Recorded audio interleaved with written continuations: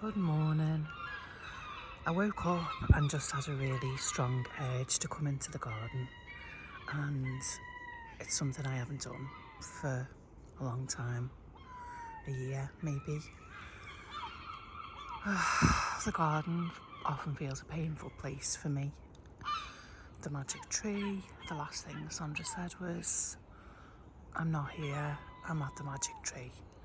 And it's often very painful to come out here into the garden, which is sad because it used to be my favourite place.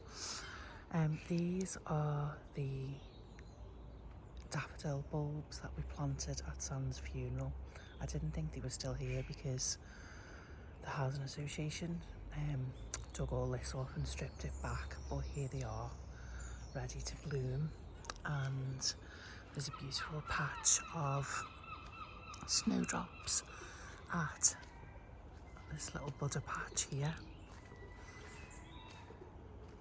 Yesterday was incredibly painful. I think those who know that anniversary dates, birthdays, death dates are just so incredibly hard. And even though you think, I feel alright, I'm doing alright at the moment, this isn't gonna get me, it just does.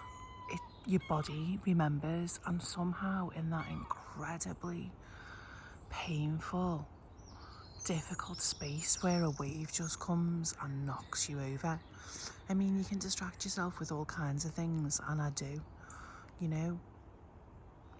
Yesterday I went to the Stone and cried at Everton at the Stone, and it was really good to feel those tears and feel some of the grief, because sometimes, you know, just get on with life and try to numb it a little bit to get by. But those grief dates tend to take me back into the horrendous pain that I felt when Sam died, and in a way it's so powerful. It reminds me what's important, because lately I've been getting caught up in just other people's nonsense and, you know, feeling the stress of that and forgetting what matters. And I think people who are grief walkers, who've walked right up to the edge of death with people, they've got so much wisdom. You know, they really remember what's important. They know things that we forget, and although it's incredibly painful, I think it's really important for me to remember.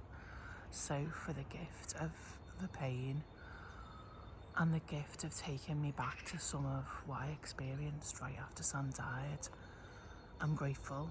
I'm grateful that it brought me out into the garden this morning and to the snowdrops and the daffodils. And I'm grateful for the wisdom that witnessing death and our own mortality and the loss of those that we can't live without gave to me and continues to give to me. So no matter how incredibly painful these days are, and I'm saying this bit not for sympathy at all in any way, but for the wisdom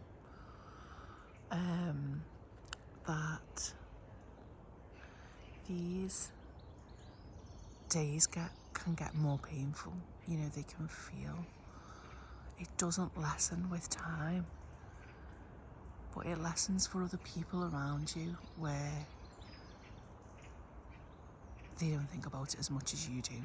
But for myself anyway, I can only speak for myself, I am grateful that the pain of birthdays, death dates, wedding anniversaries and all those things stay as intense as they were, to give us a reminder of the wisdom that we might have forgotten. Sending love to everyone who is facing these difficult days, and for those of us grievers, that happens all the way through the year.